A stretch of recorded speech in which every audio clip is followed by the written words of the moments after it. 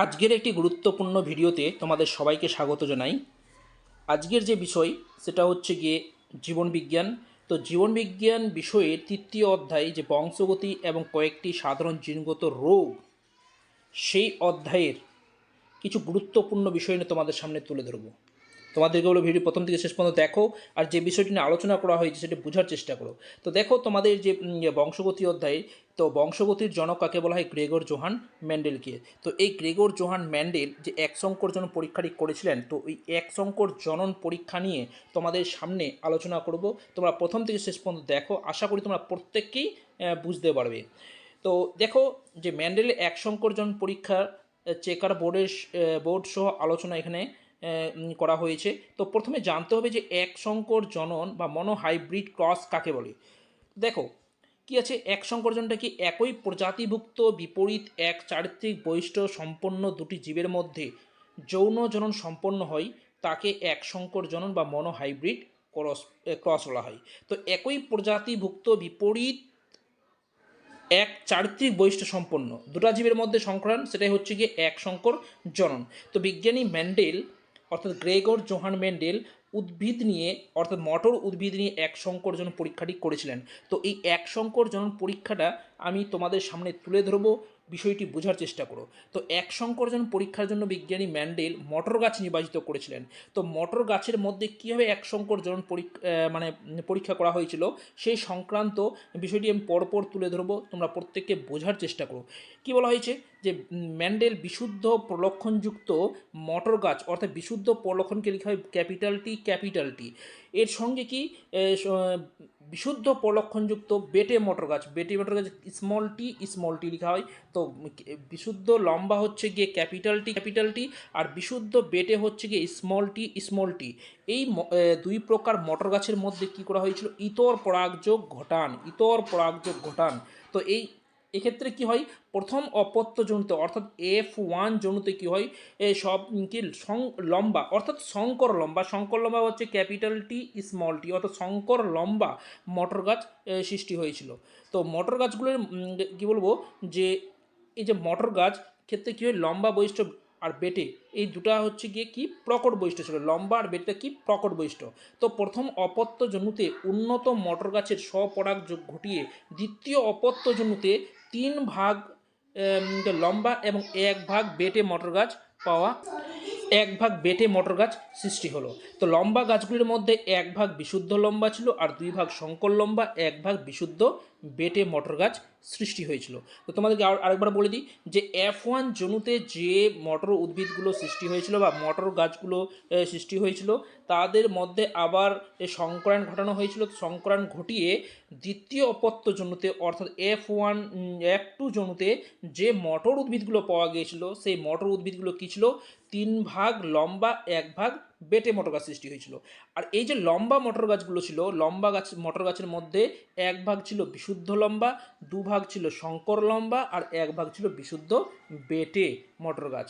তো এই যে পরীক্ষা বিজ্ঞানী ম্যান্ডেল প্রথম এক সংকরজন পরীক্ষা থেকে যে সিদ্ধান্তে উপনীত হয়েছিলেন সেই সিদ্ধান্তটা তুলে ধরবো। তার আগে তোমাদেরকে মানে এই যে এক সংকরজন পরীক্ষার চেকার বোর্ডের সাহায্যে বোঝানোর চেষ্টা করছি, তোমরা দেখো।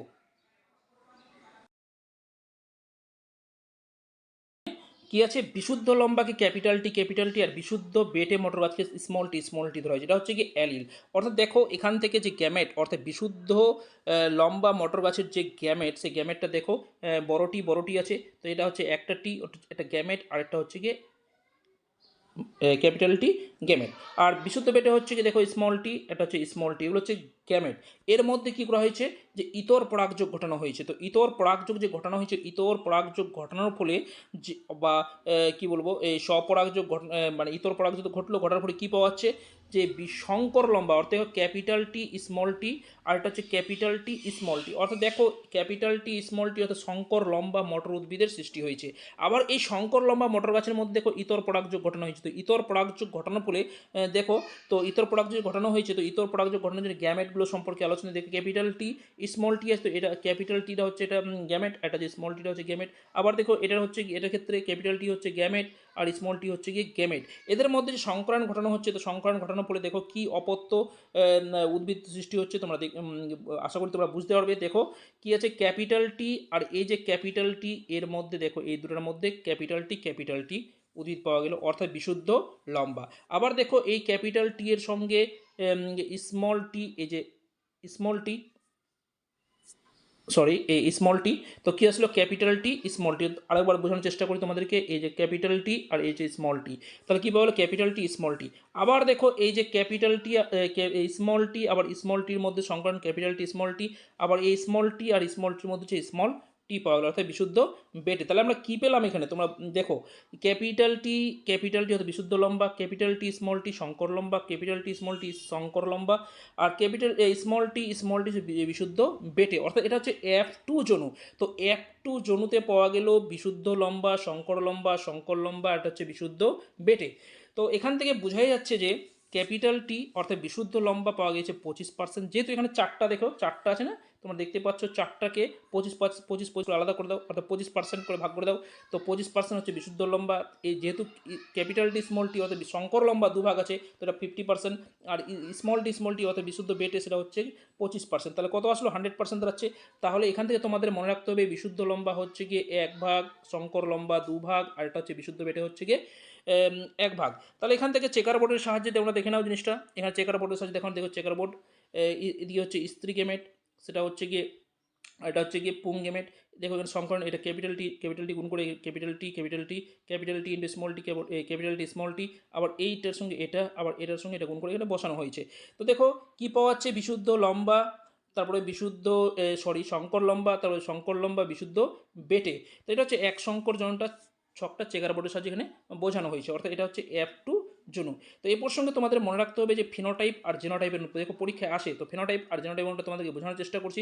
ফিনোটাইপ অর্থাৎ জীবের বাহ্যিক বৈশিষ্ট্য যে বহিঃপ্রকাশ, সেটা হচ্ছে গিয়ে ফিনোটাইপ। তো ফিনোটাইপে কত ভাগ পাওয়া গেছিলো, লম্বা মোটর গাছ, তো লম্বা মোটর গাছ 3 ভাগ ছিল, আর বেটে মোটর গাছ ছিল 1 ভাগ, অর্থাৎ 3:1টা হচ্ছে গিয়ে ফিনোটাইপ এর অনুপাত, 3 লম্বা ইস্টু বেটে, অর্থাৎ লম্বা ইস্টু বেটে জীবদের বাহ্যিক বৈশিষ্ট্যের বহিঃপ্রকাশ, সেটা হচ্ছে ফিনোটাইপ।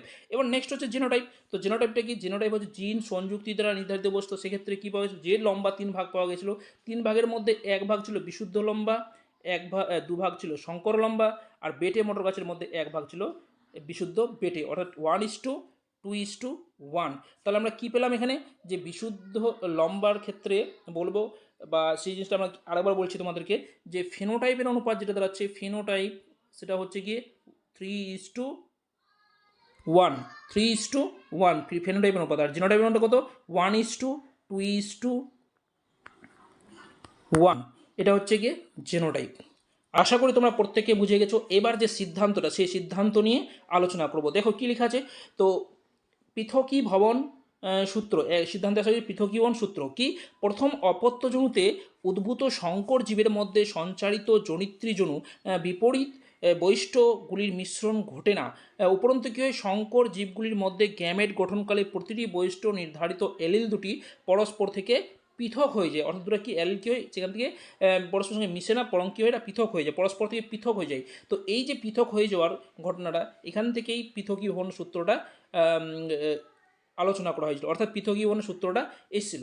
তো এই সূত্রটা অর্থাৎ প্রথম অর্থাৎ এক সংকরজন পরীক্ষা থেকে যে সূত্রে উপনীত হয়েছিল, সেটা হচ্ছে পৃথকীভবনের সূত্র।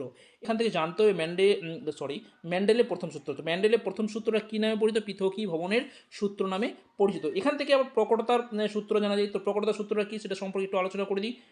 ওকে, যে কী প্রকট সূত্র, বিপরীতধর্মী বৈশিষ্ট্য সম্পন্ন দুটি জীবের মধ্যে পরনিষেক ঘটালে প্রথম অপত্যজনুতে কেবলমাত্র প্রকট বৈশিষ্ট্য বহিঃপ্রকাশ ঘটে, আর প্রচ্ছন্ন বৈশিষ্ট্য বহিঃপ্রকাশ কিন্তু সেক্ষেত্রে ঘটে না। এরকম ঘটনাকে প্রকটতার সূত্র বলা হয়। এটি কোনো পৃথক সূত্র নয়, উভয় একটি উপসূত্র মাত্র, অর্থাৎ পৃথকীভবনের যে সূত্র থেকে প্রকটতার সূত্র পাওয়া গেছে, এটা কিন্তু অ্যাকচুয়ালি সূত্র না, সেটা হচ্ছে কি, এটা উপসূত্র নামে পরিচিত। তো এখান থেকে পরীক্ষা আসতেই পারে যে ম্যান্ডেলের এক সংকর জনন পরীক্ষাটি চেকার বোর্ডের সাহায্যে বুঝিয়ে লেখো, বা ম্যান্ডেলের এক সংকরজন পরীক্ষাতে কোন সূত্র পাওয়া গেছিল সেই সূত্রটি লেখো, বা পৃথকীকরণের সূত্রটি লেখো, বা প্রকটতার সূত্রটি লেখো। এই ধরনের প্রশ্ন কিন্তু এসে থাকে, সেই জন্য তোমাদের সামনে তুলে ধরলাম। আশা করি তোমরা প্রত্যেকে বুঝতে পেরেছো। এর পরের ভিডিওতে আবার একটা নতুন বিষয় নিয়ে আসবো, তখন তোমরা ভালো করে এই বিষয়টা মনে রাখার চেষ্টা করে এবং বারবার তোমরা ভিডিওটা দেখো। আশা করি তোমাদের প্রত্যেককে মনের মধ্যে গেঁথে যাবে। ভিডিও এখানে শেষ করছি, ধন্যবাদ।